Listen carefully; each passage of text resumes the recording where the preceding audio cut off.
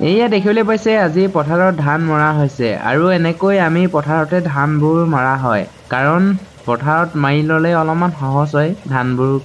কান্ধত কঢ়িয়াই থাকিব নালাগে আৰু পথাৰত আমাৰ সদিয়াত প্ৰায় মানুহে পথাৰতে মাৰে কাৰণ পথাৰতে ধানবোৰ জাপ পাতি থোৱা হয় আৰু এনেকৈ সকলোৱে ধানবোৰ মাৰো দেখিছেনে ধান এটা মৰা হৈ গ'ল এইবোৰ খেৰবোৰ পেলাই শেষ হৈ গ'ল আৰু এইয়া মেচিনটো দেখিছেনে ধান মৰা মেচিন আৰু এয়া দেখিছে সকলোৱে ধানবোৰ এনেকৈ বান্ধি লৈছে আৰু বস্তাত আৰু ট্ৰেক্টৰত লোড কৰি থকা হৈছে কাৰণ এই ট্ৰেক্টৰত থকা ধানবোৰ এতিয়া ঘৰত থবগৈ লাগিব আৰু আমি যাম ট্ৰেক্টৰত মানে ধান থবলৈ কাৰণে আৰু ইহঁতে ধান আকৌ পথাৰত মাৰি থাকিব এয়া দেখিছে মই আকৌ বস্তাৰ ওপৰতে শুই ললো ধুনীয়াকৈ তো আপোনালোকক দেখুৱাই দিছো আৰু আমাৰ পথাৰখনৰ পৰিৱেশ এয়া দেখিছেনে